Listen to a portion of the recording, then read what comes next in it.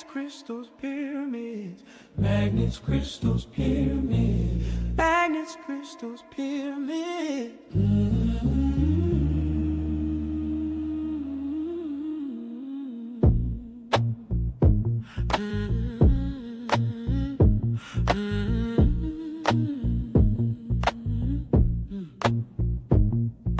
Welcome home, family, and join us for the fun. Colorful guests, people everywhere under the sun. Interesting conversations. Prayers first has begun. Invocation, manifestation, conversation then will come. Magnets, crystals, pyramids. Magnets, crystals, pyramids. Magnets, crystals, pyramids.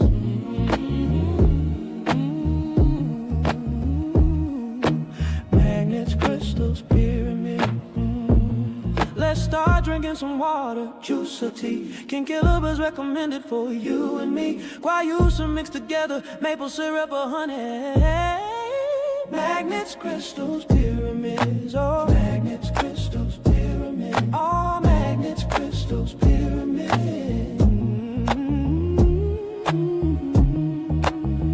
Learn from the healers, crystals, pyramids. Learn from the healers, the artists, the seers, authors and teachers, dissolving your fears. Workshops of wisdom, the circle is wide. Plant medicine whispers, the planets align. No magnets, crystals, pyramids. Oh, magnets, crystals, pyramids. Oh, magnets, crystals, pyramids. Oh,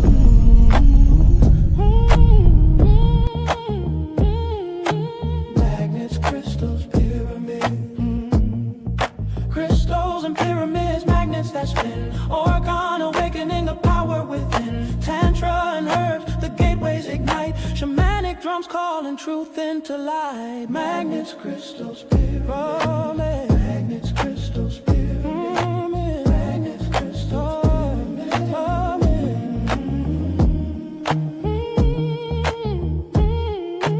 Magnets, crystals, pyramids. Psychedelics painting vision so bright. Planetary activists guarding the night. Awareness expanding the cosmos in view. Higher vibrations are flowing through you. Magnets, crystals, pyramids. Hey. Magnets, crystals, pyramids. Oh, magnets, crystals, pyramids. Oh,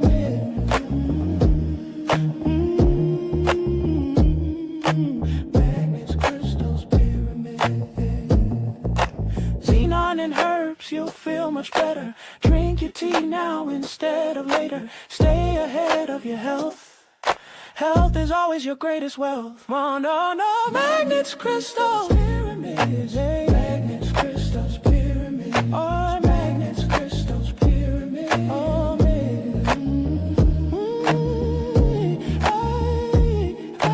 magnets, crystals, pyramids.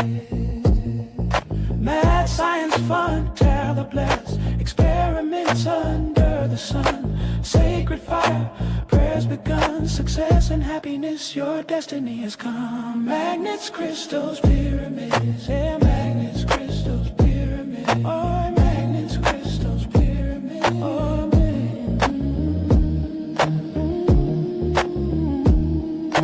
magnets, crystals, pyramids.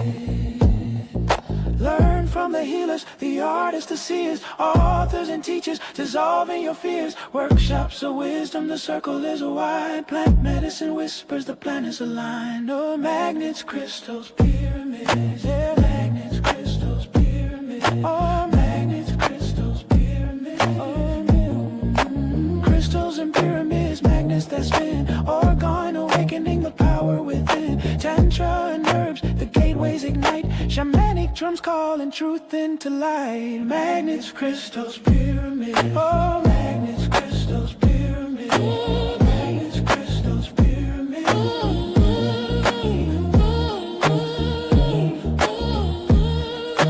Magnets, crystals, pyramids.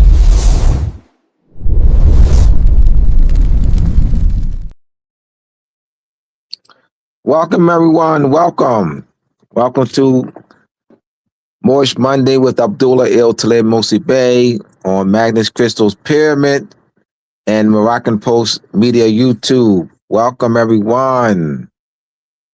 You'll see across the screen, my website, mooresandmasonry.org. Anyone who would like to purchase any of my books, Moors and Masonry Part 1, Moors and Masonry Part 2, How Our Venus and Moon Rule, Etymology Vocabulary Supplement 1, Masonic Competence and Square, and the connection to measurement timekeeping. Go to mooresandmasonry.org. We're waiting for our guest to come on. I just spoke to him about 6 minutes ago. Brother Hank, you see him in backstage?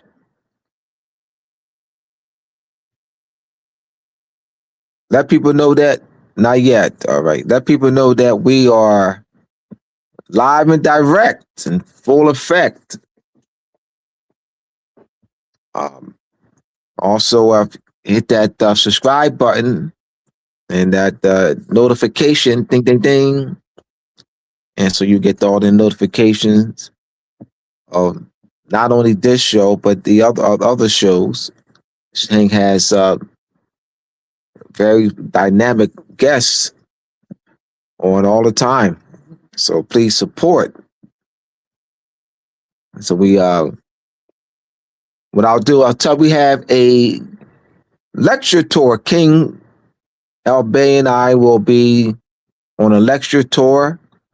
We are starting in Hardyville, South Carolina.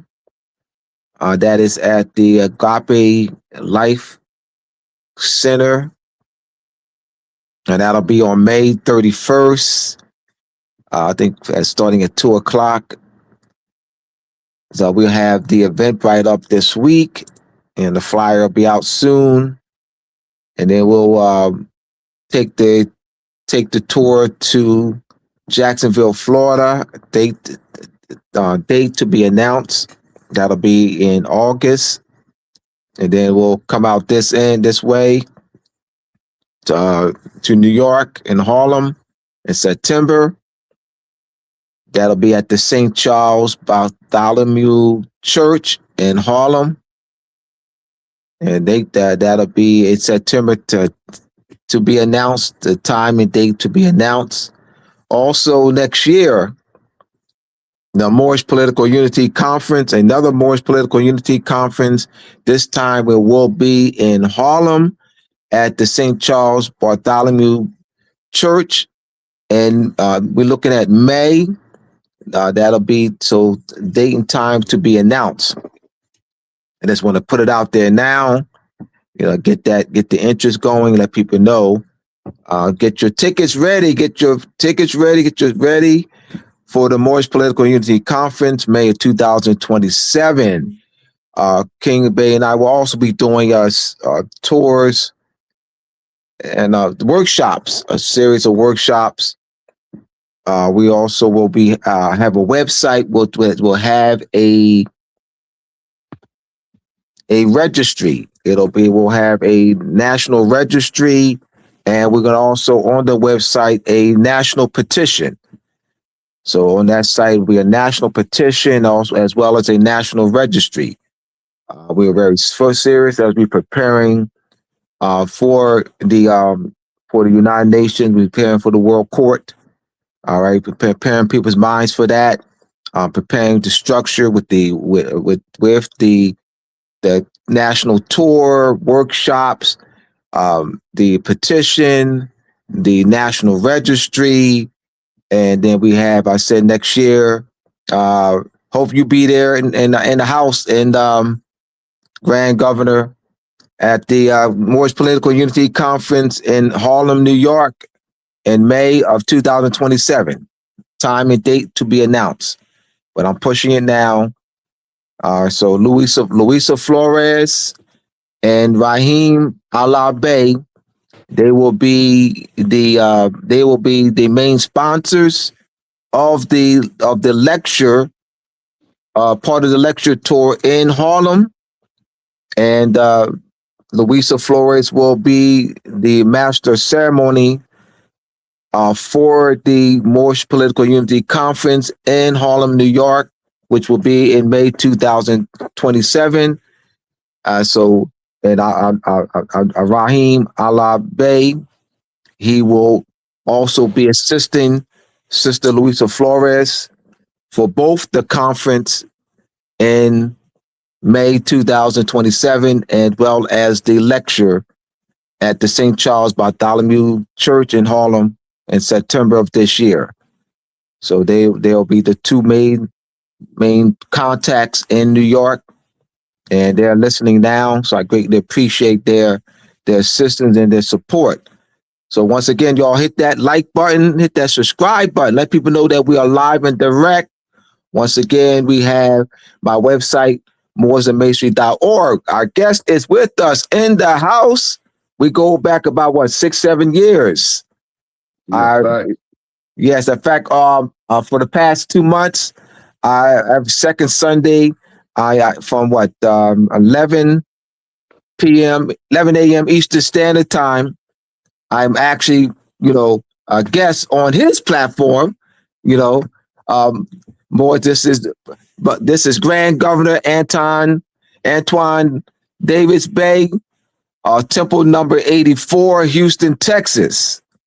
So so you can find me on his platform, live and direct every second Sunday at 11 p.m. 11 a.m. Eastern Standard Time, and my focus is international law, and that's why I teach on his platform. The day's topic is the purpose of what is the purpose of the Moorish Nationality Proclamation. Before we get into the topic, tell us about yourself. Introduce the audience to your background. Okay. Thank you, Islam. Peace, brother. Thank you for having me. Always, It's a yes. great honor. Yeah, it's a great honor. First of all, first give praise to Allah and honor to Noble Drew Ali and Harbinger and all the great work that you've been doing throughout the years. Give your honors first, But for me, I started off, as you said, brother, as a student of yours. I've been a student. I like to tell people I'm a student because I've been studying for since about 2016.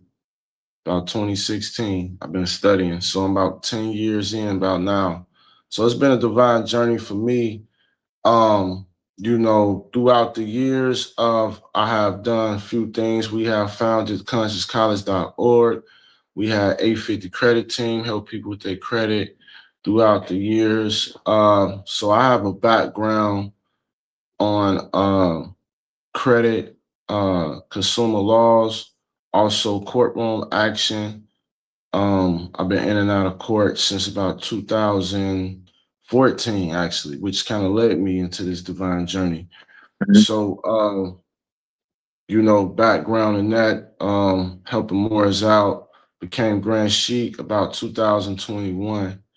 Been a Grand Sheik in the Moorish Science Temple of America, Unity Temples since 2021.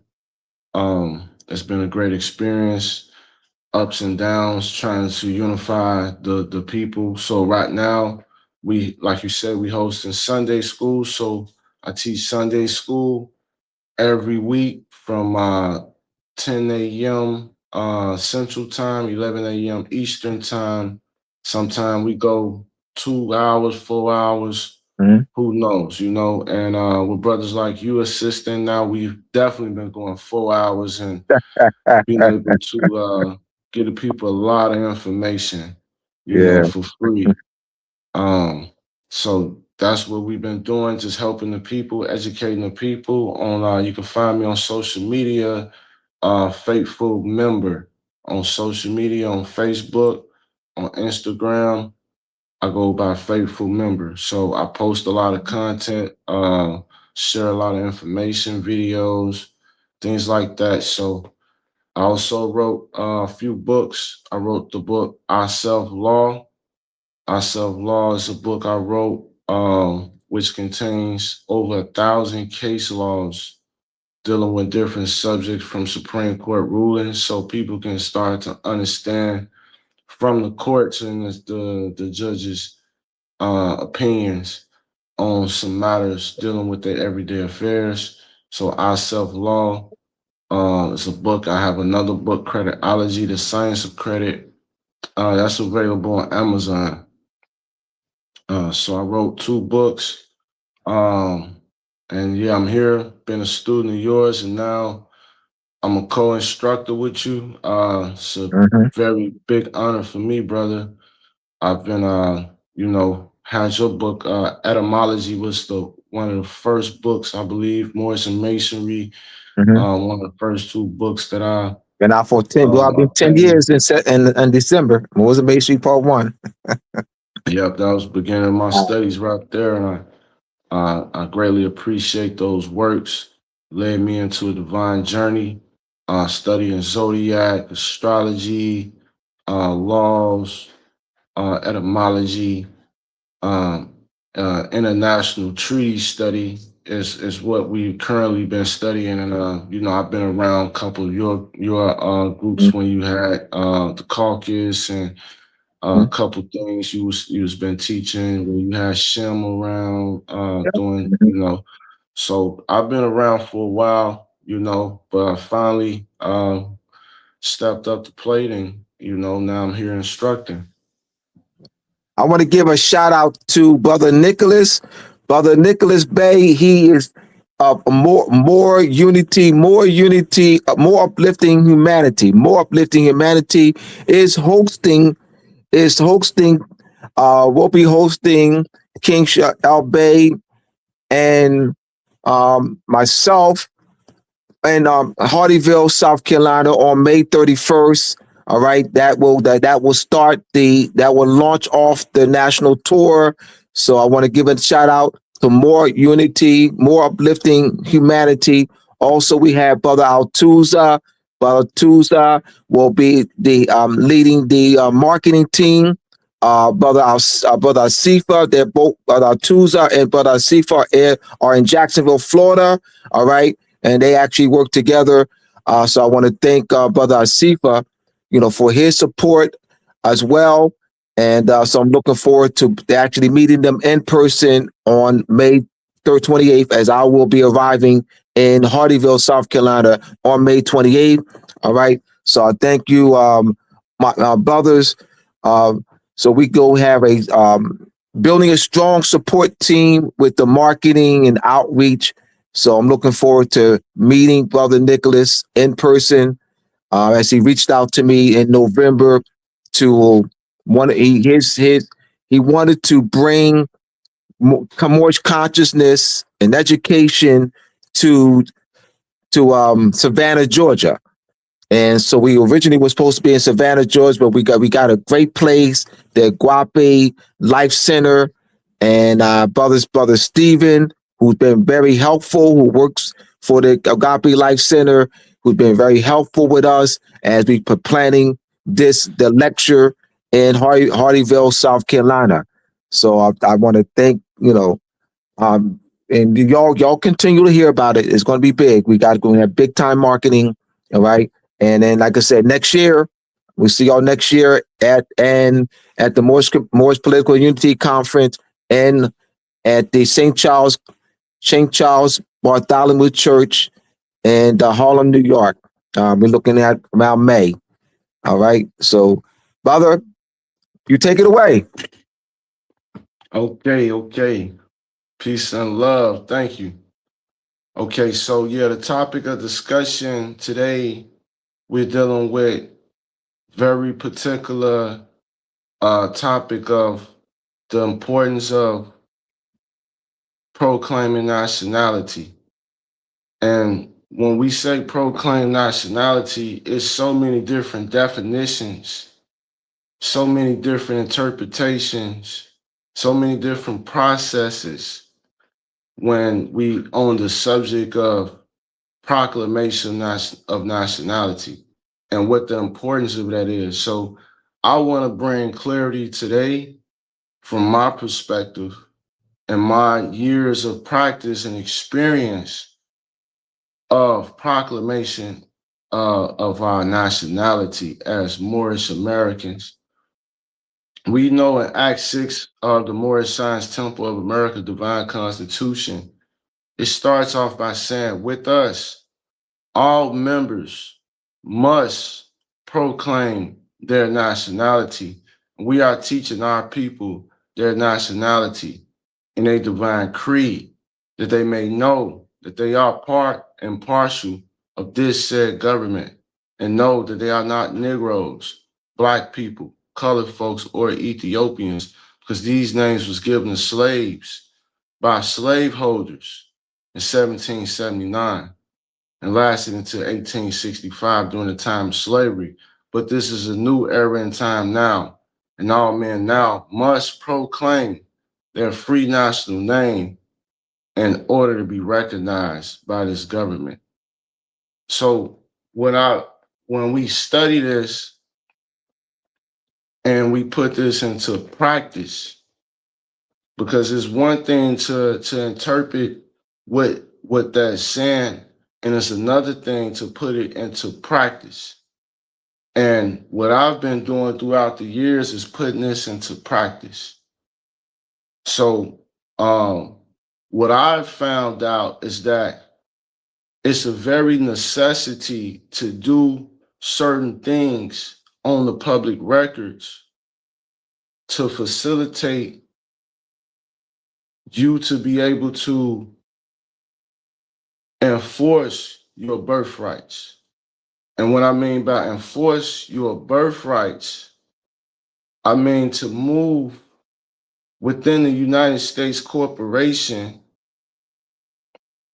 as not through privileges that's been granted to you, but from a birthright standpoint where you can demand certain results for yourself that's been restricted from you rather than you asking for permission. And what I've learned, the number one thing is starts with our identity, how we identify ourselves, because that's the problem with us.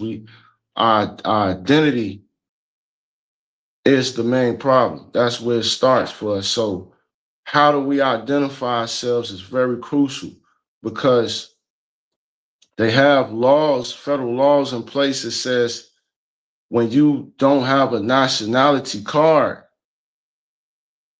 then they issue you substitute documents. And these substitute documents is your driver's license, your birth certificate, and the state identification card. Now, these three documents are used as tools to abrogate our rights and convert our nationality into corporations and to pretty much people with no rights. When we identify as Black, when we identify as Negroes, coloreds, any of these statuses that's on our birth certificates, on our driver's license, and social security cards, when we identify ourselves as these instruments, we have then waived our rights and consented. We have consented into our own enslavement through the administration of these documents. So these documents are historical. They go back all the way into the unum sanctum operations when we start back in 1300s when the papal bull was issued, and continued through the Sistate KV Act of 1666. The Sistate KV Act created a trust. So the Sistate KV Act was the achievement. They used this as a tool to practice the achievement of our estates through hypothecation. So everything we do now is a continuation of the Sistate KV Act of 1666. This played a major role in the determining the rightful ownership and the succession of property when the beneficiary's whereabouts and status was unknown.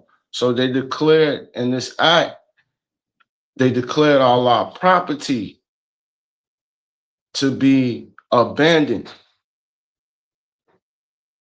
So when we register our automobiles, we register our children, we register things to the state. When we commit this act, we are hypothecating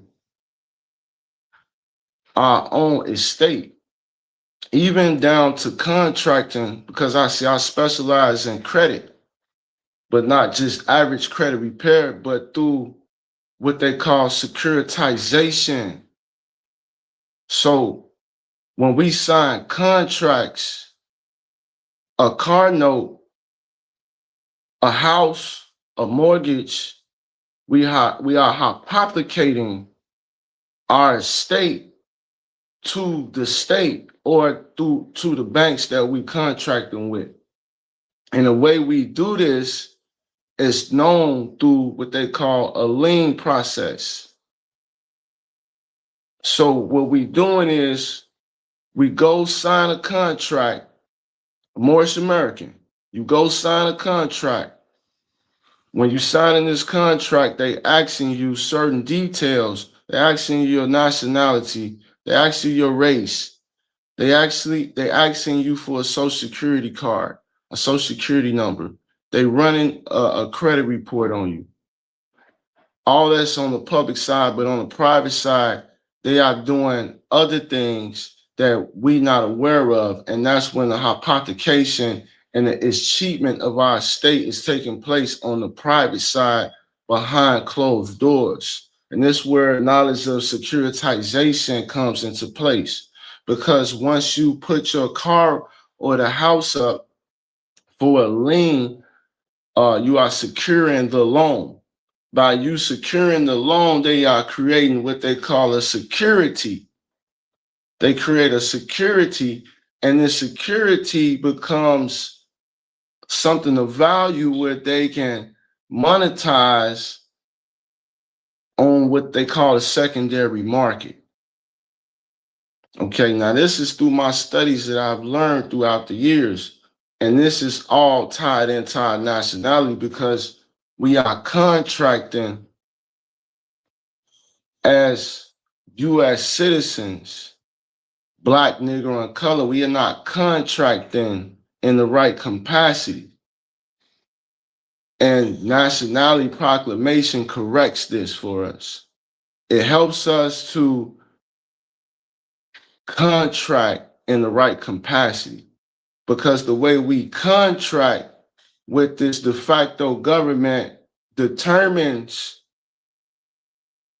who has beneficiary status of our property. And that's with the Sestate K V Act of 1666. That's where it ties in, because how are we administering our estates is what really matters. And if we are not the beneficiaries and we don't understand the beneficiary status that we hold as the heirs of the Moroccan estate, of this landmass, the water rights, the air rights, the land rights that we possess, also with our state assets. Because see, in the commercial world, when we talk about banking, that's the commercial world. So in this commercial world, we also have assets that we are not benefiting from, that we are allowing that de facto government to benefit. Is all tied in together. The United States has a department called the SEC, the Security Exchange Commission. The Security Exchange Commission is in charge of regulating all companies that are trading securities. And our people, without having knowledge of what a security is and how they are using securities to hypothecate their estate and making that connection, we losing out on the back end of this situation. And this is what proclamation of nationality helps correct, because it puts you in a capacity where you're not the liable debtor for the United States debt, the national debt for the United States. We taking ourselves from being a surety for someone else's debt, which is the principal, which is the United States acting as a principal and the United States citizen acting as a surety. So we have to change the position in commercial use that we are using every day. Because these things, if you look them up, they mean something that we not. Like when you look up the term consumer in the law of merchant and consumer title 15, a consumer is a corporation. So when we are administering our states, they are already putting us in a classification when we are contracting. So how we contract matters. Why does this matter? Because they are selling our contracts on the secondary market, and we are not capitalizing from those things. And they have effectively started what they call a debt slavery. It's a financial slavery. Noble Drew Ali spoke on this when he said it's going to take finances to uplift a nation. Okay? So you finance cars, you finance land, you finance houses. So financial literacy is where they have capitalized off the Moors. Because we have no financial literacy, they can hypothecate our estates. Because we pledge, say in a situation with a house, we pledge a house as collateral. They sign all these documents at closing. The house was sold the moment you close on the house. But then you pay a mortgage for 50 years or 30 years. Then you pass on, the children has to pay the rest of the remainder of the mortgage and taxes. They end up can't afford it, or some tragic happen. Now you lose the house, and where does this house go? Back to the bank and revert to the bank. So that is cheatment, because we are not operating as heirs. We are not operating as creditors and knowing that we are actually owed something. When they sold the contract, they have extinguished the debt. And I specialize on this because a lot of people don't know they're going into debt, not understanding their consumer rights when they're dealing with the corporation and its contract. So I want to speak on this. So the number one thing they do, it all starts at birth with the state birth certificate, right? So the state birth certificate is a nexum. A nexum is an ancient Roman contract that involved a pledge of a person for someone's debt. So involuntary servitude or voluntary servitude was to pay off the debts that people owe to the government or certain corporations, or certain people. So the birth certificate is the instrument, the tool that's used to connect you as property of the state. The state is a colony. The state is a trust. The state is not the landmass. It's a trust, and the state resident is the trust property. The resident comes from a Latin word called res, and res means the trust property. So when you identify as that name and contract as that name under the birth certificate, you already have identified yourself as trust property, therefore waiving all your commercial rights. So now they can securitize your contracts, and then if you go in default, they can garnish your bank account, all because the way you are contracting, the way you have set up your estate, the way you have allowed them to identify you as a social security number. You have allowed them to identify you as a birth certificate. You have allowed them to identify you as a state identification card.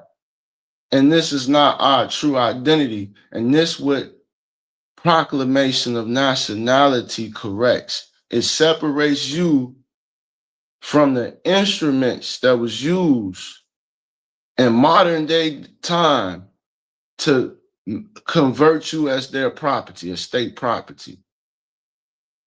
Because we are under occupation.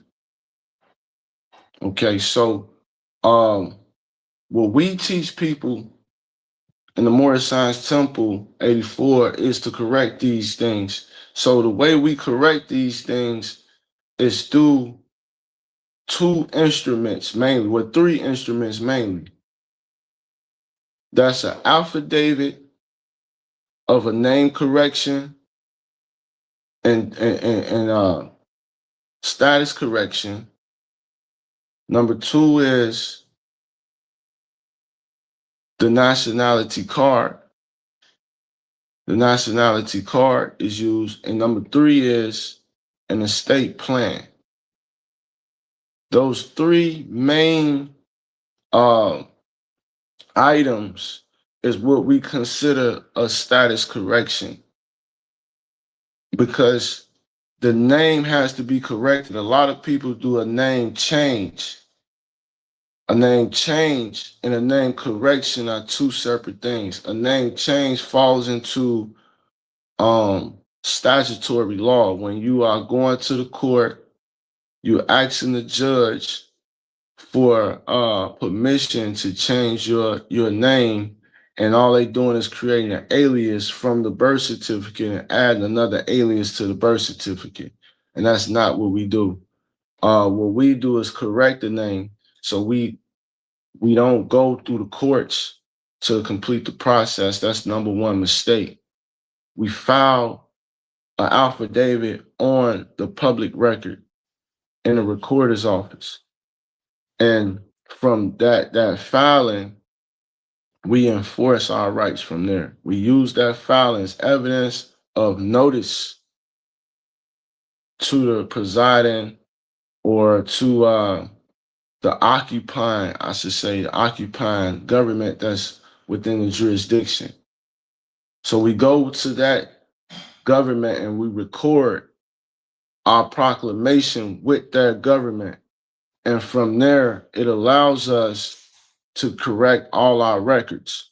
I successfully corrected all records from bank accounts, how my name is on bank accounts, as far as am I tied to a social security number? My name is no longer tied to a social security number, nor my bank account. So if they try to garnish my bank account under the old birth certificate name, it would not be connected to any of my assets that I'm currently benefiting from. And that's an important step.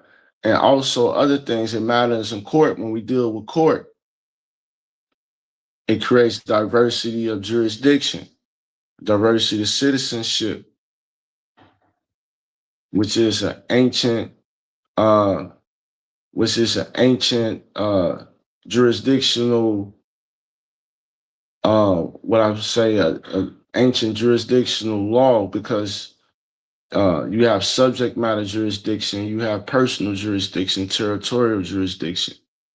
These are not anything that's new.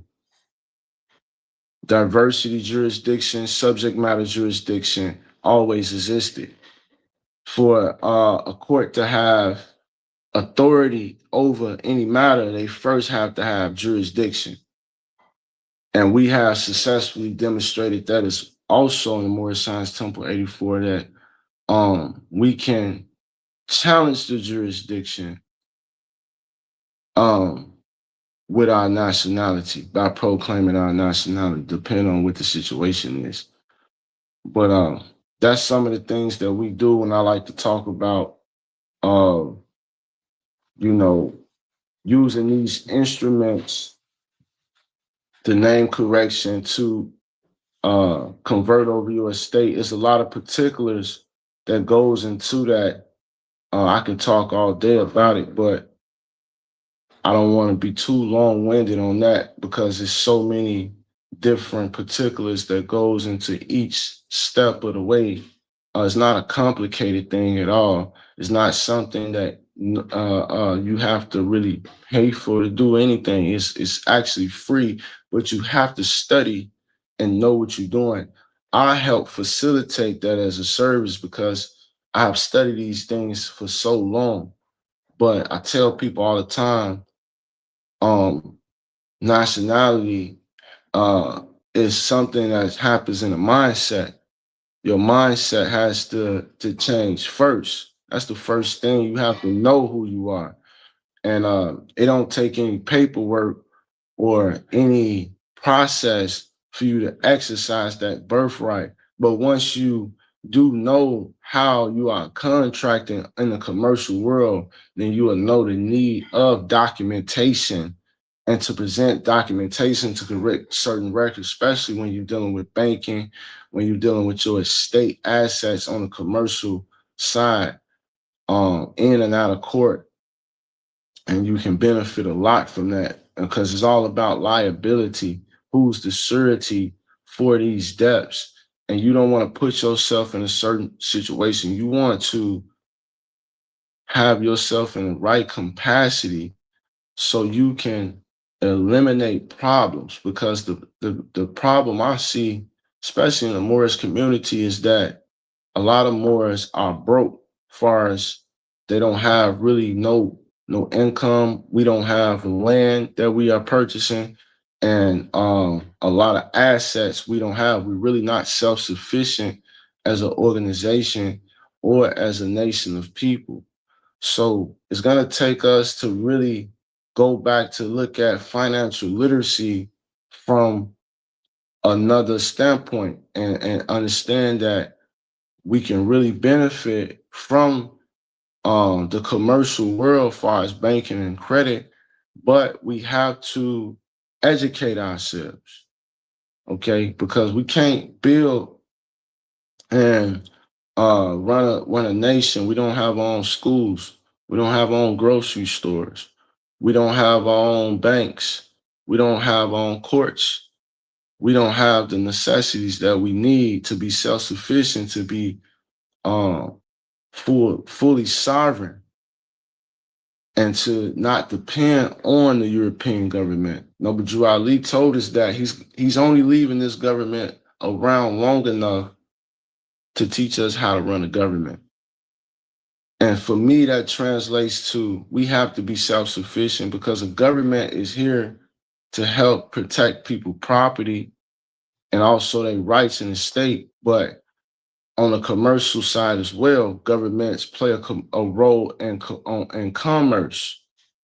And once we learn the commerce side of things, it would help us in our political achievements that we are trying to achieve and the goals that we are trying to reach.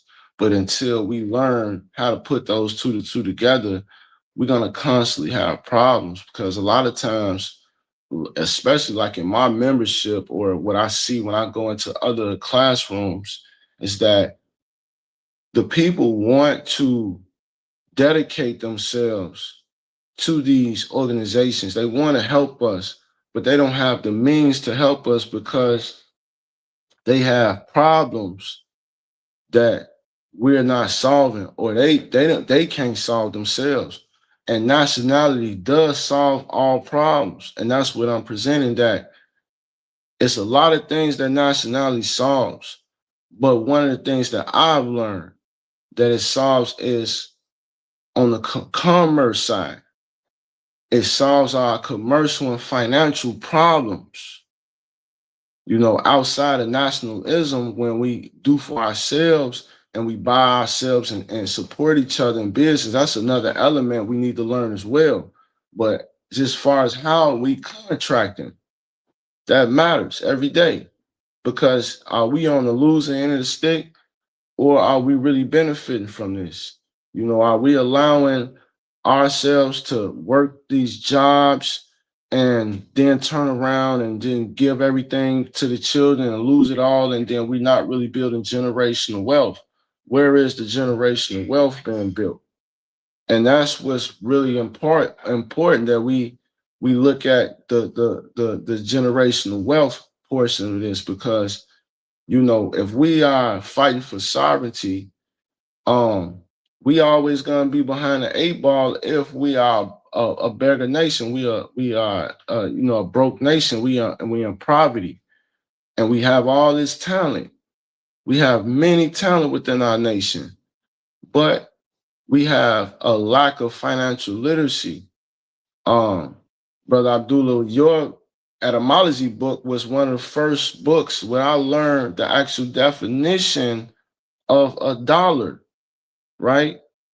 Where a dollar was not a Federal Reserve note. So that helped me, you know, understand that it's a public and private side to this. What they're presenting to us as money is not even money. So we can't have financial literacy.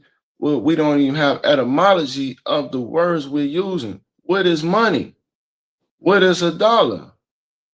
And look at now, silver coin is at $90 a coin. I think it hit $95 a coin. And back when I was first reading your book and buying silver, it was only $25 a coin.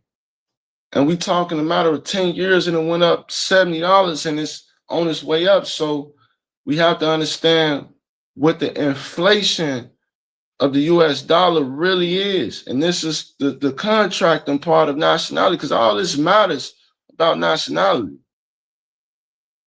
Our financial side of things matters, because if we're going to run a government, we're going to administer our state, we got to have definitely some high bankers and some thinkers when it comes to business to know the literacy and the language of banking and how this works in the commercial world when it goes from all the way from 1100s when they first started the International Bill of Exchange Act, and they started playing with this paper currency and sending us bills and invoices and these things and playing with dollars, US dollar bills, and everything was transferred to bills.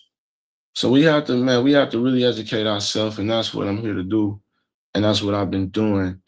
And you know, that's the side of nationality that really benefits us in our everyday lives. They really can solve problems, because the root of a lot of problems is finance. We would have a lot of more help and support from a lot of people had they not be stuck in the jobs or whatever they have to do for their finances.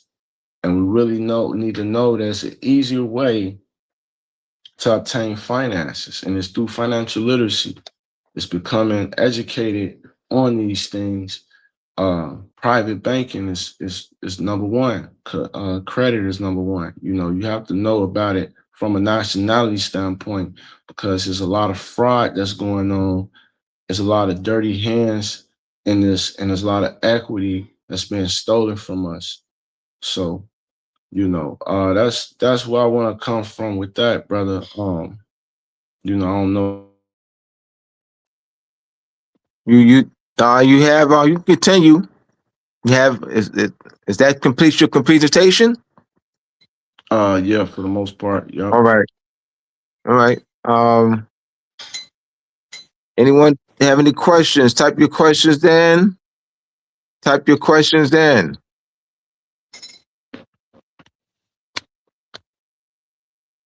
Type your questions in.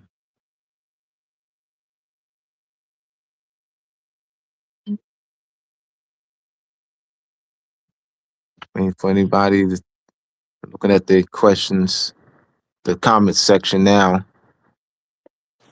All right, type your questions in. Send your questions to Dale Captain Noah. Send them now. I watched that when I was 5 years old.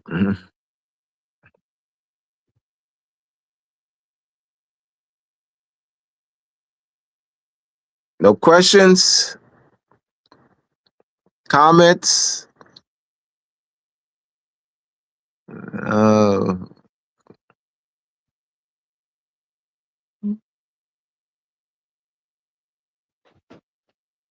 questions, comments.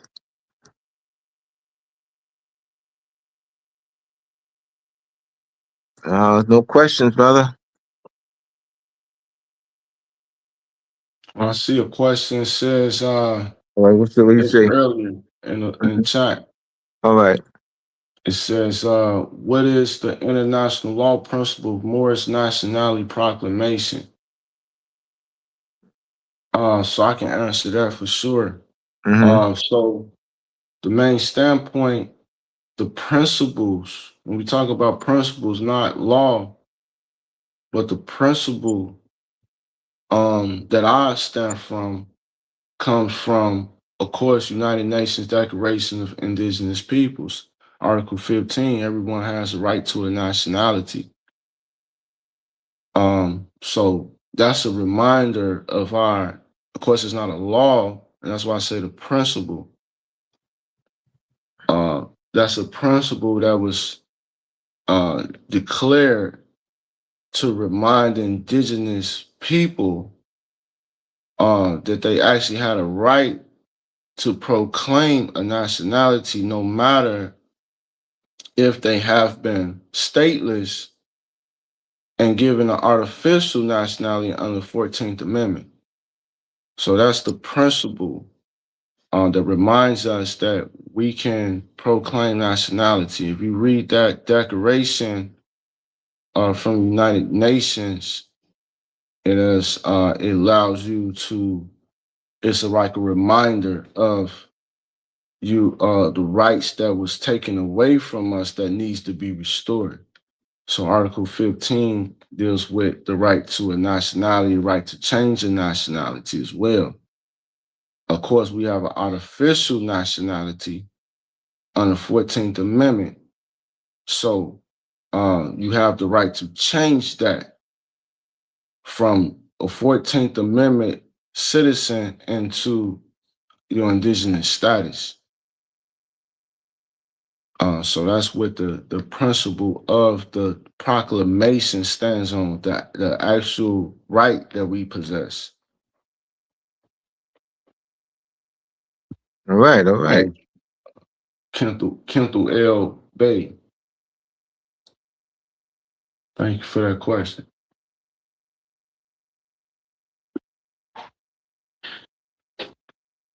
All right. Any other questions?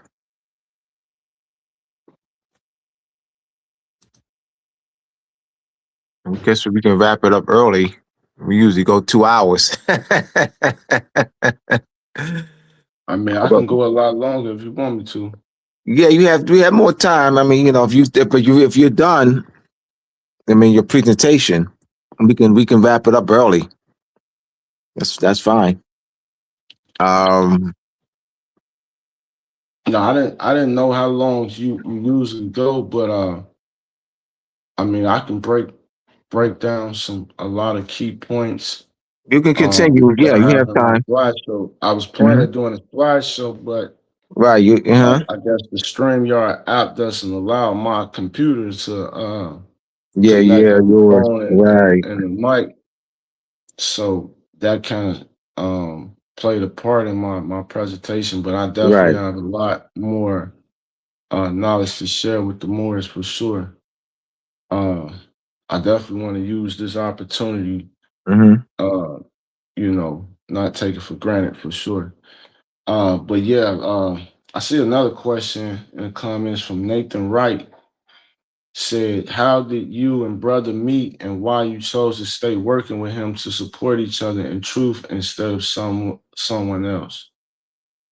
I think that's a question for you. How did you and brother meet and why you choose to stay working with him to support each other in truth instead of someone else? Well, we met. We had the Moorish political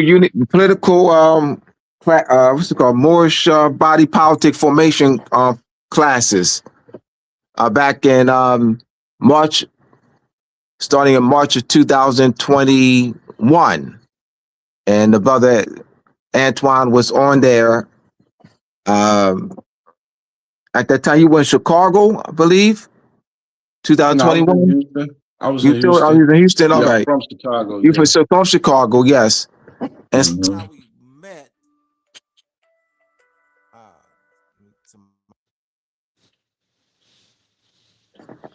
and then Shim and I were on your, and I think February, it was in January or February, and also in April of 2022, you invited us on your class, More Science Temple class, where Shim and I taught 2 lessons, one in February 2022 and one in April 2022.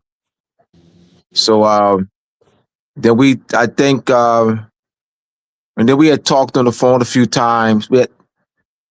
And then we just and I connected with you about bringing you on my Moorish Monday, and when I connected you back in October, yeah, October of last year, and then you invited me to do a monthly class on your on the Moorish Science Temple class every second Sunday of the month. So I've done 3 classes already. So I've been doing that since I think November, October, November, December, then January. Yes, I've done 3 classes already. So that's how we met, and chose to work with him. Seen his, always liked his, seen his posts over the years. As you see, if y'all seen me, I've had several. I've had about 50, 40, over 40 guests on my Moorish Monday for the of a 2 year period. And so I've worked with I'm connected with a lot of brothers and sisters, and I even brought on my platform. I have new guests that'll be coming on this year. This is one of the new guests. All right, so I think I've had uh, about 40 guests on my platform here. So this is what I'm about. I mean, outreaching, connecting with other brothers and sisters. All right, so it's about building, and building relationships, and I've done this. I've done this over the years. So chosen to work is that this is in my nature. This is what I do. You know. Okay, he said no, you brother Davis, to answer too why you chose to stay All working right. with Abdul Bay. So I All right. guess they wanted me to answer as well. Answer to yeah. Uh huh. So same reasons. Uh Abdullah Bay, I started off um listening to a few good Morris teachers online. It was Abdullah Bay, Taj Tariq Bay. Who else was around that time? That's about it. But the brother's been consistent throughout the years. He's never stopped teaching. Never stopped. Never witnessed him stop teaching, and he's been consistent. And his lessons have been very effective. So that's why I work with him and continue to work with him. And you It's see another me out there. question I've out here. actually changed. You see, I've gone through both different. I've grown over the years too, and certain things that I've said in the past. So you've seen that too. Yeah, Yeah, because facts. I've Yeah. been getting heavy Mhm. into international law for the past 6 years. 7 Yeah. years. This is my 7th year of really diving heavy into international law, treaty Yeah, studies, because when you consular first started, relations. Hmm. when you first started, I believe you was more into etymology Yeah, and astrology. and etymology. Uh, got heavy into astronomy in 2010 when I Hmm. continued to work on my book. So, and I started elevating it that understanding of astronomy in relationship to seeing how what they call Masonic symbols, they're actually are astronomical measurement and timekeeping devices. So I saw that. So I got heavy into that. Of course, etymology and semantics, grammar, history. I worked on Moors and Masonry for 20 years of research, studying the treaties. But as far as getting heavy into the treaties regarding the law aspect of the treaties was 7 years ago.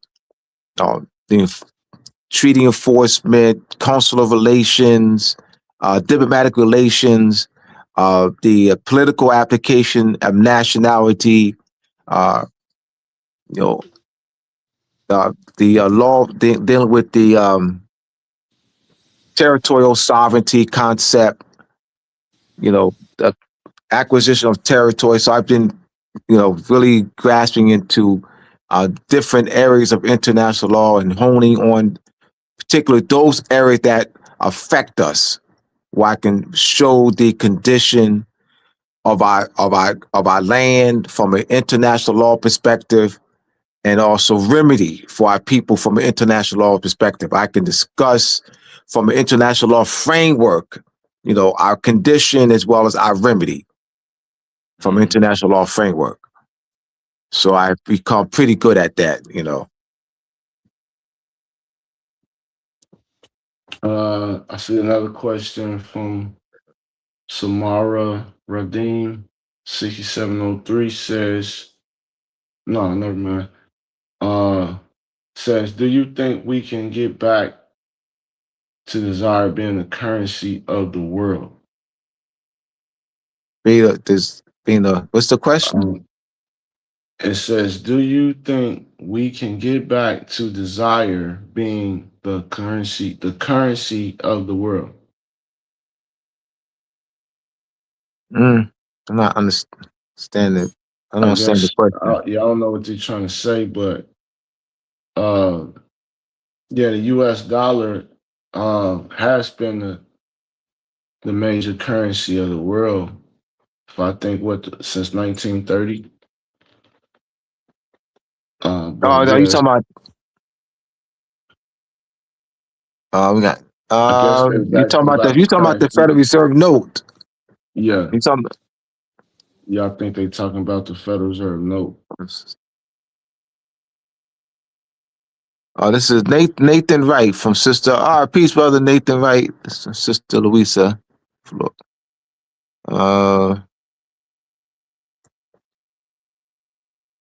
Now, brother Nathan Wright. And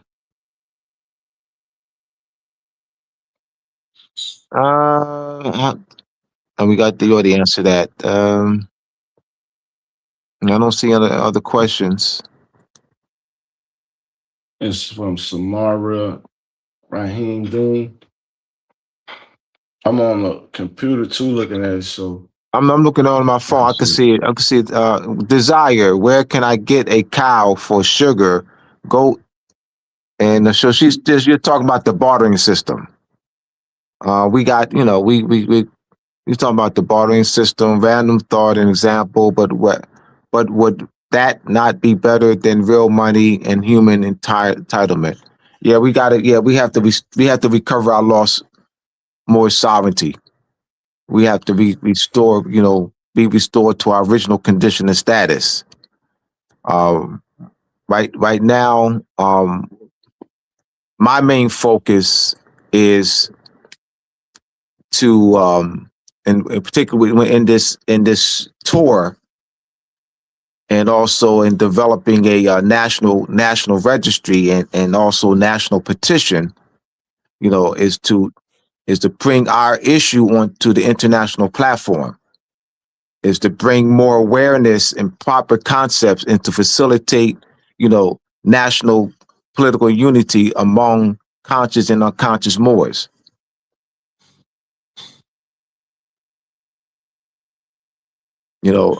Connecting with different people like yourself. I brought in. I have about 40 different guests on the past 2 years. So to We're looking to grow the consciousness because we gotta, and we don't need everybody. We don't need all our people to be conscious, but we need to address this policy, the race and ethnic standards of Federal Statistics Administrative Reporting, whereby they've placed us as well as themselves into a fictional world, white and black. We need to address that from a policy perspective. This individual approach is not going to get it done.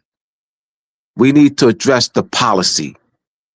We need to address the use of black and white on applications, not just black, Negro and color, but also white, because they've used that. They've used the white to hide, like 1790 Naturalization Act.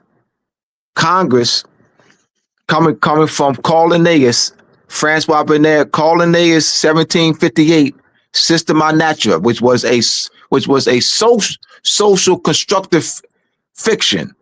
It became a legal fiction when Congress, at the end of 1789, in drafting the United States Naturalization Act,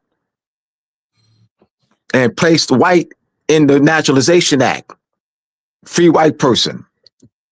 And so what they did was they used that to determine the United States Supreme Court in 52 naturalization cases using the common understanding approach from 1870 to 1952. They used that to determine who was a United States citizen based on who's white. And they used the common understanding approach. Well, nobody's white. White has no character. White has no character of human. White has no character of being. White has no character of existence. White has no character of nationality, national origin, ancestry, pedigree, descent, lineage. White, it's a fic. All right. White nationalists. Just follow me. White nationalists. Just going to teach y'all something. This is how you do it. White nationalists. Let's break down the word nationalist. Nation. You have two suffixes, al and ist, ist. Al means pertaining to. So national is pertaining to a nation. Nationalist is the ist is a noun suffix ending of agent, one who pertaining to a nation. One who's pertaining to a nation. White nationalist. Well, white does not identify a nation. You have French nationalists, a Polish nationalist. So what is a Polish nationalist? One who pertains to the nation of Poland. A French nationalist, one who is pertaining to the nation of France. A German nationalist, one who is pertaining to the nation of Germany. A white nationalist. White nationalist. It's a fiction. It has no character of existence, being, human being, humanity, never been acknowledged or recognized as belonging to the family of nations, never been acknowledged or recognized by inhabitants of countries of having anything partaking of the character of nationality, civil polity, or political polity.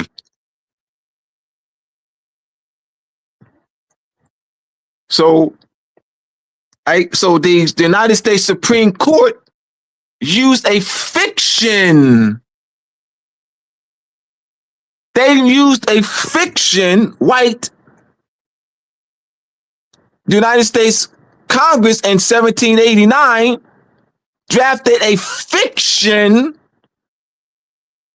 within it was not a fiction, it was a social construct by Carl Linnaeus in 1758 in his 10th edition of Systema Naturae. When the United States Congress drafted it in the 1790 Naturalization Act, it became a legal fiction. The United States used that legal fiction to determine who could be a United States citizen in 52 naturalization cases. A fiction, though.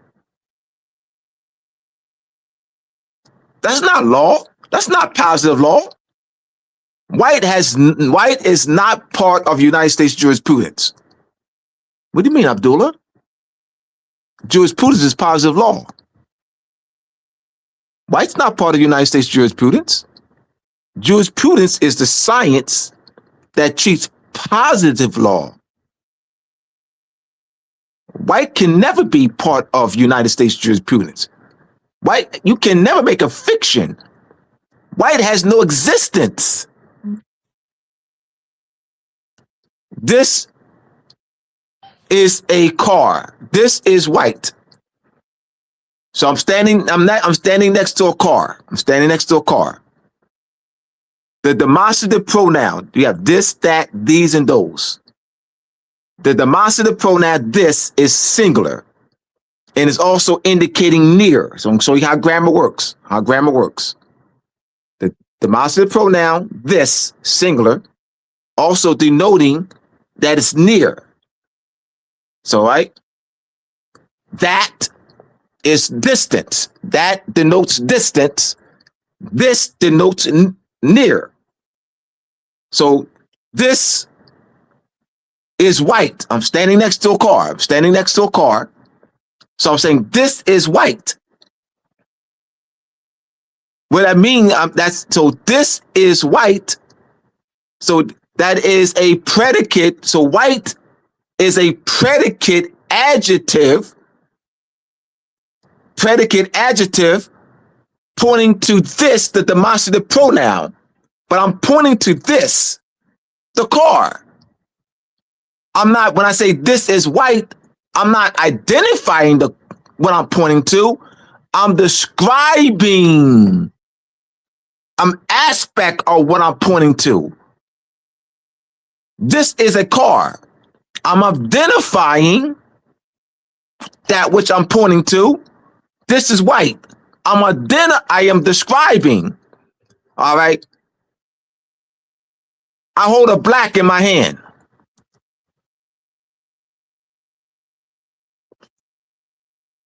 I hold a black in my hand. No, dummy Abdullah. That is a fez case. Don't you put your fez in that, Abdullah? No, this is a black. No, Abdullah, dummy Abdullah. Black is describing. You're describing it. You're not identifying when you say this is. You can't say this is a black, Abdullah, because black is an adjective. Black's not a noun. It's a fiction. White's a fiction. United States Supreme Court used a fiction to determine who can be a United States citizen in 52 United States naturalization cases. That's not positive law.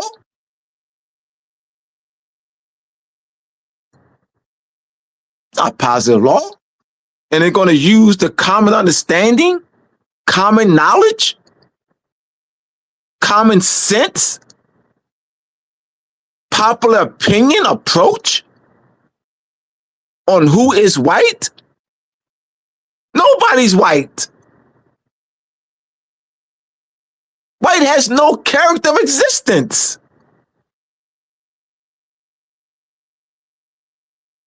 What white doesn't, it has no character existence. I mean, it doesn't identify an ancestry, a national origin, a descent, a pedigree, a lineage, a genealogy, a nationality. These are areas of existence. These are principles that identify people's existence.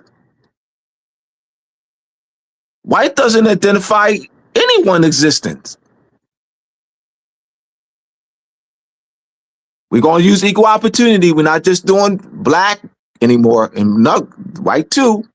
The same thing y'all been saying about black and Negro and color, say the same thing by principle. It applies to white as well. We've been unfair. Conscious Moors been practicing unfair practices. We ain't been dealing with white now. And they've been hiding behind that. To call Donald Trump white, you disrespected him. You disrespected Donald Trump by calling him white. You disrespected Donald Trump when you call him white. What I mean by that means you're not acknowledging his existence. You're not acknowledging his existence, his ancestral existence, his ancestral tie, his genealogical tie, German, his descent. You're saying that he doesn't exist when you say he's white. That's a disrespect. So since I don't want to disrespect Donald Trump is of German and Scottish ancestry. Now, if you want to disrespect him, then call him white. But keep in mind, you're disrespecting him. That's so long as you know that you're disrespecting him when you say he's white, because you're saying that he doesn't have an existence. Understand what you're saying. They've been hiding behind that.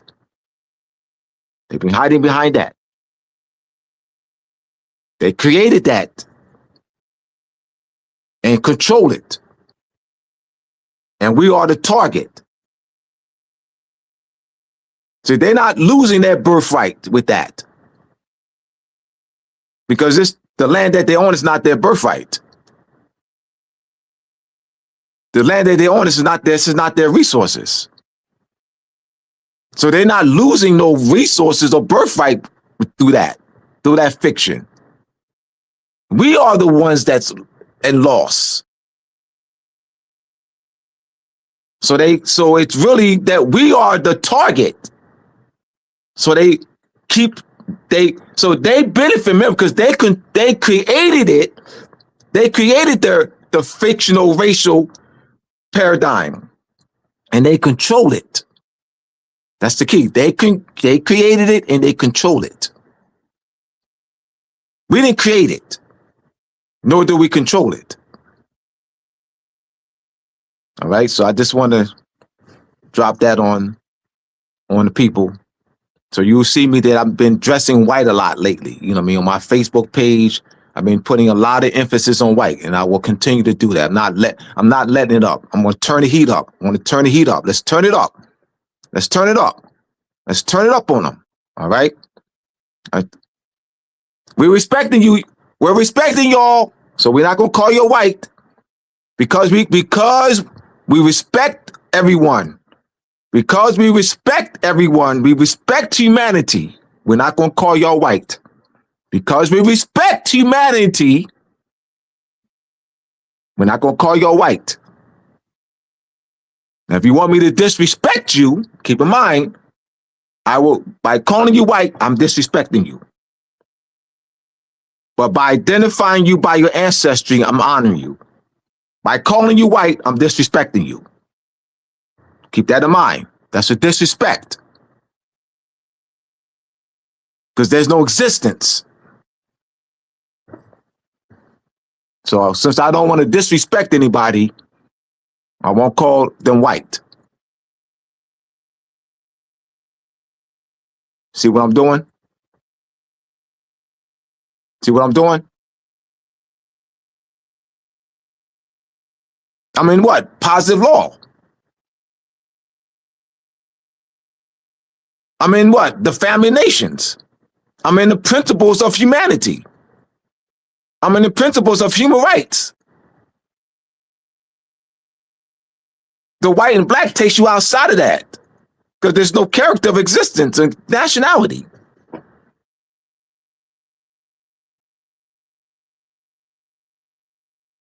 So, you have the free white person. That's no character of nationality. There's no character. That's measured by positive law. White has no character of existence, of human, of being, of nationality, of national origin, of pedigree, of ancestry, of lineage, of descent, of parentage, of humanity, of being. Like, show me that it does.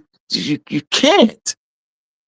It doesn't tie you to a nation state, to a national sovereignty.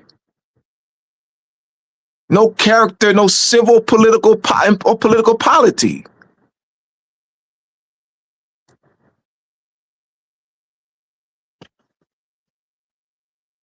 Let's stay in the realms of positive law of nationality and national origin. Let's stay in the realms with that. Linnaeus.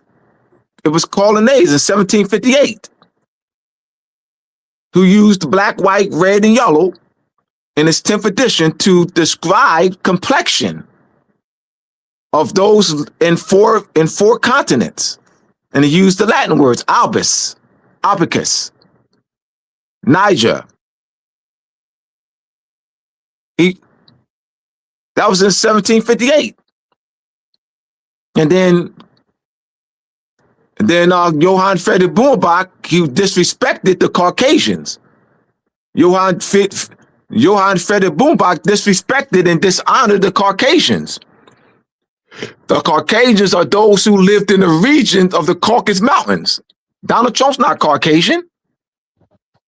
Donald Trump is of Irish and Scottish descent. So therefore, he's not Caucasian. Caucasian is those who, just like Slavic, all right? Slavic and Caucasian. Slave and Caucasian. Slave is those who live in a region. That's an Eastern European nationality who live in the region of Eastern Europe. Slavic people. Well, Caucasian is those who lived in the region of the Caucasus Mountains.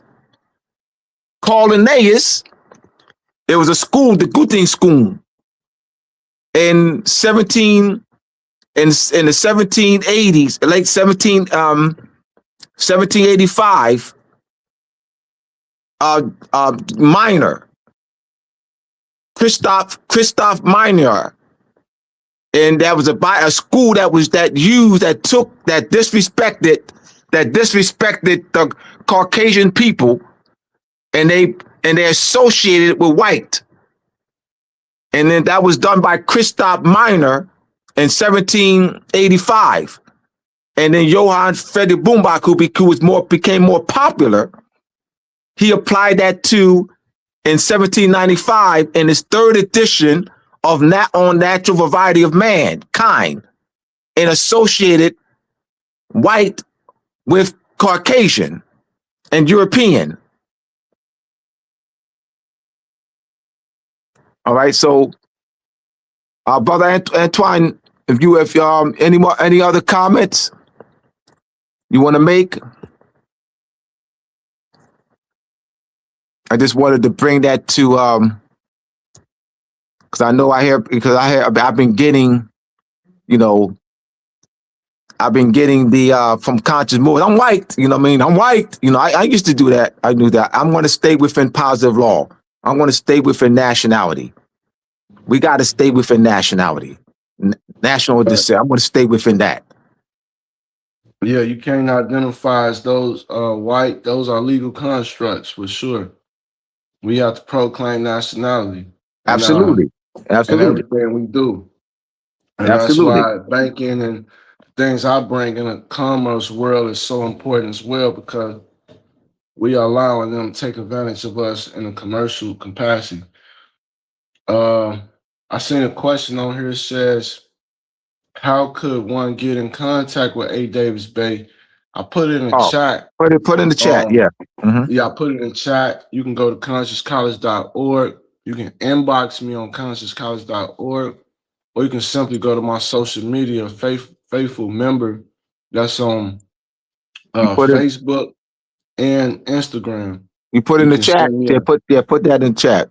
Yeah, I put it in the chat. It's already in the chat. It's in the chat. All right. I'm looking Yeah, it's in for the it. chat. I don't see it. I can post it again. Yeah, post it again because I don't see it. That's all I need. Okay, I just posted it now. All right. Yeah, that came in at 8:01. That question. How can it get? Yeah. Mm-hmm. So yeah, they don't. Yeah, that'll help to put in the. Yeah, if you guys want education, like I say, the Sunday school, we go in about private banking, estate planning, living trust, how to Mm-hmm. administer the estate, credit, dealing with court actions, how to stay within your nationality and not contract your rights away, your commercial rights away on a maritime jurisdiction. So yeah, They that's want how you can get in international. I'm on the contact with me. I'm there. I'm on the platform the second Sunday. If you want it, international law, that's Yep. the second Second Sunday. Sunday, we're Mm-hmm. doing 4 hours, Mm-hmm. international law. Yep. You can go on consciouscollege.org. You can order classes. We have some of the previous classes from Abdullah El Talib Mosey Bay. We have some of his previous classes on there for free download as well. We have a status correction study guide that's free on there that just goes into a lot of the history of the misclassifications of Moors. You can download that for free on there as well. It's also some classes you can purchase if you want to book a consultation, if you have a commercial matter that you need help with. Also, just inbox me and you can schedule a consultation with me. I can help you. We have dismissed a lot of frivolous claims against the Moors that's been dealing with the de facto government, corporations, and just knowing your birthrights. It's just as simple as that, asserting your birthrights. A lot of time people are acquiescence to a lot of the claims that these corporations are making. They don't know how to respond. The letter work, the paperwork tells them they have 30 days to respond. And a lot of times they wait way past 30 days and don't know how to properly respond. So I show people how to articulate this in the day-to-day actions of their commercial affairs, because that's what everything is. People getting up, going to work every day. So you have to know how to contract in your commercial affairs, because you can possibly waiving your rights. Like we had the COVID situation a few years ago. Everybody was working, taking vaccination shots. We were helping people enforce their birthright so they didn't have to contract and waive their rights, inject something foreign in a system that they didn't recognize, that they was against, they was opposed. And we know that these are the tactics of this de facto government, that they use the medical centers, they use the banking, they use the school system, they use all these things they don't just attack us in one way. You know, they get us in so many different ways. So, you know, Abdullah, you important, I'm important, what we doing, just different areas, you know, but of the Mhm. same complexion, you know, the same struggle, man. It's just different levels to it, Yeah. you know. So I appreciate what you're doing because you know, some of the things we might have to do for a band-aid, right? Just to stop the bleeding. But Hmm. then we have to have the cure as well. And I always believe that from an international standpoint, that is the cure, right? To restore the nation to its rightful place. And while we restoring the nation, we have to have those like me to help out, Hmm. um, you know, to get people in a condition to help the fight to restore the nation. Because one man can't do it all. I'm pretty sure if one man did it all, you'd have did it yourself already. We wouldn't even have to figure this part out, you know. But it takes a nation, you know. And so everyone, you know, let's stay connected. I appreciate you for connecting with me because I know you, from my knowledge, never been a member of the Moorish Science Temple, from my knowledge. So, No. you know, that shows a lot of growth, you know, that we can connect inside and outside the temple. Because when I first started my studies, I was not a member of the Moorish Science Temple as well. Hmm. So, you know, from me coming into the Moorish Science Temple and learning the lessons in there, now we can connect those lessons as one because we have a lot of people that needs this information that's in the temples and out the temples. A lot of people don't, they need different levels. Some people do need religion or national divine creed. Some people have troubles in their life, you know, where they just need some counseling, you know, just so they can get back to studying. I done been on this road and I done met all types of Moors and I've seen the struggles that they have on a day to day. A lot of people want to study, they want to help out, but they just don't have the means to do so because this de facto government is at their door and they don't know how to navigate. So that's what I'm here for. Conscious College is Yeah, what we here we for got to to help speak for you. them, man. We got to speak for them. We got to look at this from a, you know, we got to address the policy. We got to attack Yeah. the policy. Yeah, we got to attack that. You know, Mhm. that the race and ethnic standards for federal statistics administrative reporting, whereby they use the black and white categories. We have to attack that. All right. From an Mhm. international law perspective, we have to show the violation. We have to show the crime against humanity. That is crime against humanity. That's a human rights Mhm. violation. We have to show the dehumanization, the denationalization from a international perspective. We have to attack that, Mhm. you know. And so this is You know where what? where I use human trafficking a lot when we doing credit restoration. mhm. When we're addressing the violations, that is one of the violations from an international standpoint is human trafficking when they take our data and information and sell it on the international market. That's a form of human Right, trafficking. exactly. Yeah, yeah. But yeah, as far as getting them to remove that, I'm talking about, yeah, getting Mm-hmm. them to, because from not from an individual perspective, not a case by case, but Mm-hmm. whereby we addresses all the millions of our people. We have to address the policy where that affects the millions of our people. You know, we've been going at it at case by case, and this is my 33 years of observation. It's been all anything that I've been involved with in any conscious more. It's been case by case by case, and that's because we had not studied international law. Like we didn't know how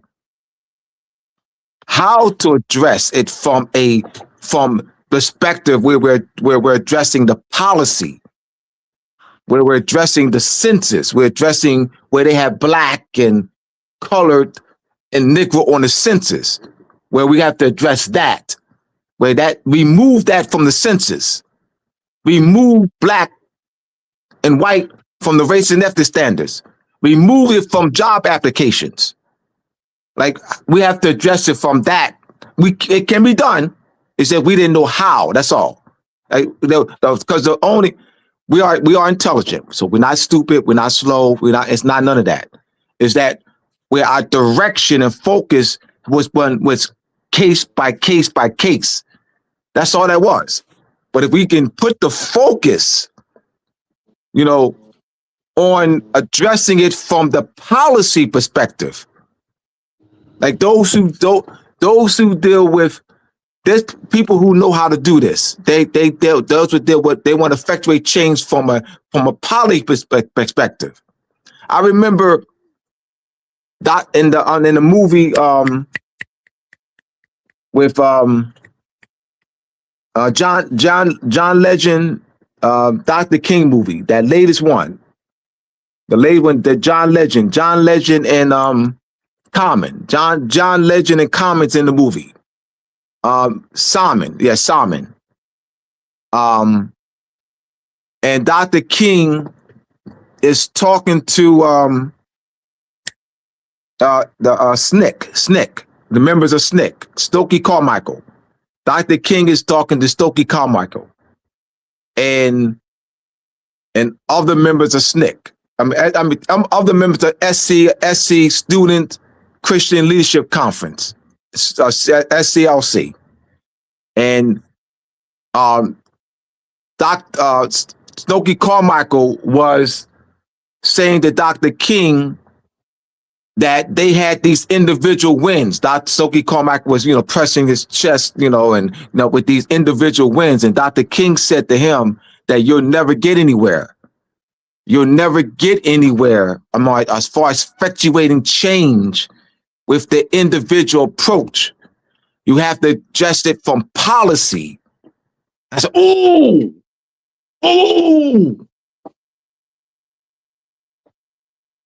So only because that's all we didn't have the knowledge.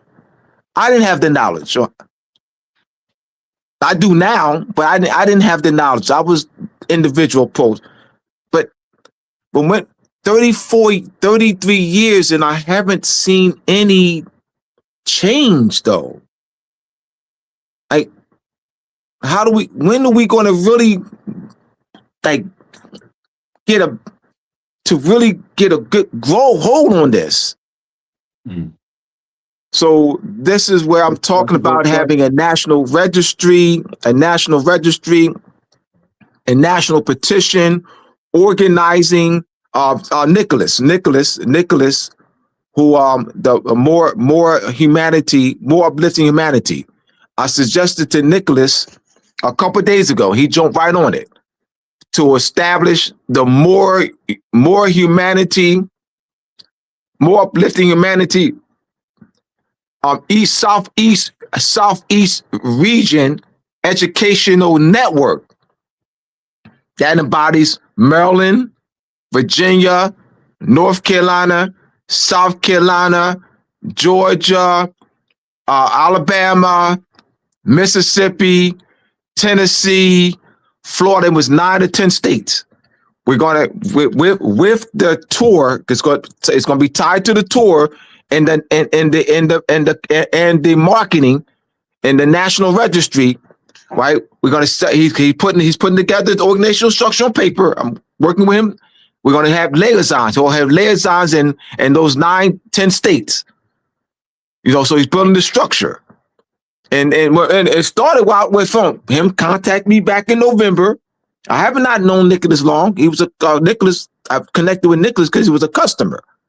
We bought a couple of my books, and he reached out to me in November. He wanted to have a conference in Savannah. So I said, well, let's he wrote out, he typed out the criteria and everything. And I said, well, I'll tell you, Nicholas, let's start out with because I know a conference will be involved as far as planning and so forth. And I said, let's start out with a lecture. Just bring me in, to a lecture, do a lecture. Then I connected with King. All right. So it just turned out just his wanting to bring consciousness to Savannah. So this is growing bigger than what he actually expected. So I said, let's ban this thing, brother, with the connections you now having, with Atuza and Sifa and other connections we're doing this tour. I say, bro, won't you establish the more humanity, uplift humanity, Southeast region educational network? And he's right. He's, oh man, great idea. And he's right on it. And this brother is on it, man. Hey, that's another thing we doing too. When you say the collective, that's important that we, even in the commerce side, that we forming class action organizations to have class action suits Yeah. against these corporations like Mm-hmm. Bank of America, Chase, because we all facing the same thing. And man, you're absolutely right. Individually is not gonna get it. No, When you by no. yourself, you have to represent the nation, have a nation.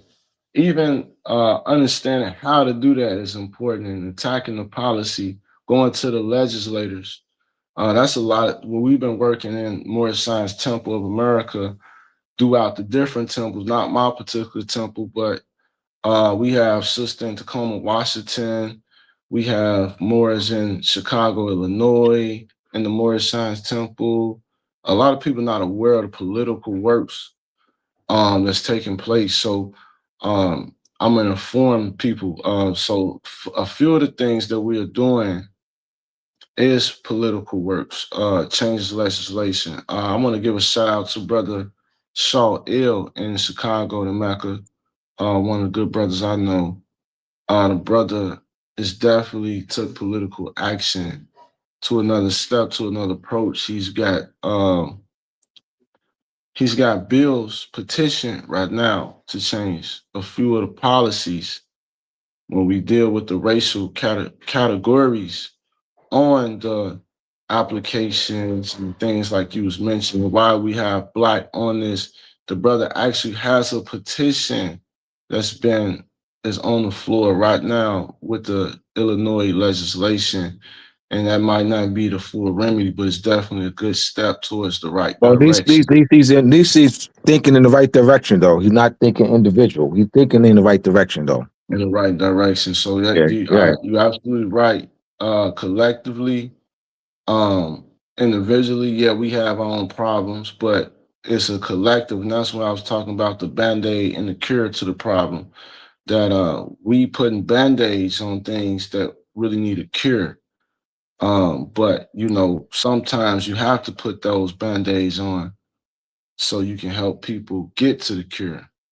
So I Mm-hmm. agree with you wholeheartedly, Mm-hmm. what you're saying, wholeheartedly. It takes collective efforts, collective efforts, and then knowing how to organize from the international standpoint, not from a domestic That's what I that organization. and you learn that by studying international law.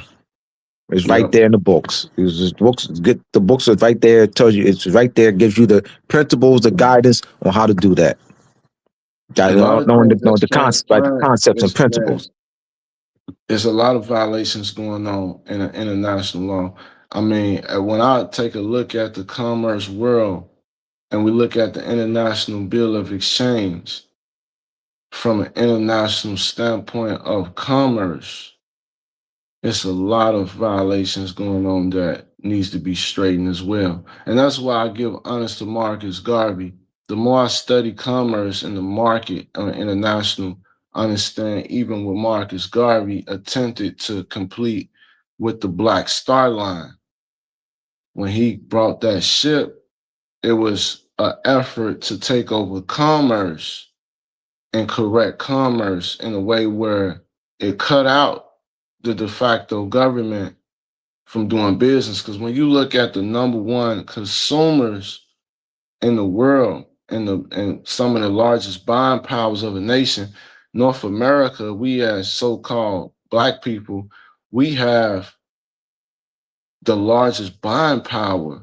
We like number 8 of all nations, as far as buying power, as far as using these Federal Reserve notes. So a lot of problem is what are we spending our notes towards? Because we got movements like what you got going on, what I got going on, that can be funded by our own people if we just redirected our buying power to support our own organizations. Instead, we are, miseducated, so we are spending a lot of our finances to even aid our own oppression. We aid in our own oppression. So yeah, it's a lot that goes into correcting this nationality. And I'm just glad to be a part of it, and glad to see you still being a part of it after all these years. And man, it keeps me faithful to stay, through the ups and downs of this. But yeah, that's where I'm coming from, man. I look forward to doing this again too, brother. We can. Yeah, yeah, no You doubt, know, no doubt. next Um, time I have my screen share together where I can yeah, see how that. share all the Yeah. information. Mm-hmm. Yeah, it's a new Oh, app for me, so I got to get used to this one. yes. So I want to thank y'all for your support, for tuning in. Hit that subscribe button if you haven't done so. Hit the like button. Don't forget to hit that like button. Hit that notification bell so you'll be get the notification of not only the Moorish Monday but other shows. All right, Brother Hank, I want to thank you. All right, great appreciate you, brother. This is I'm on my third year now. All right. Uh, Once again, those who are interested in my books, go to my website, mooresandmasonry.org. That's mooresandmasonry.org. Give some closing remarks, brother. Okay, definitely reach out to me on social media, Faithful Member on Facebook, Faithful Member on YouTube. I also do music as well for the nation. I just released some good music called No Jurisdiction. Go support that on YouTube. Antoine Bay.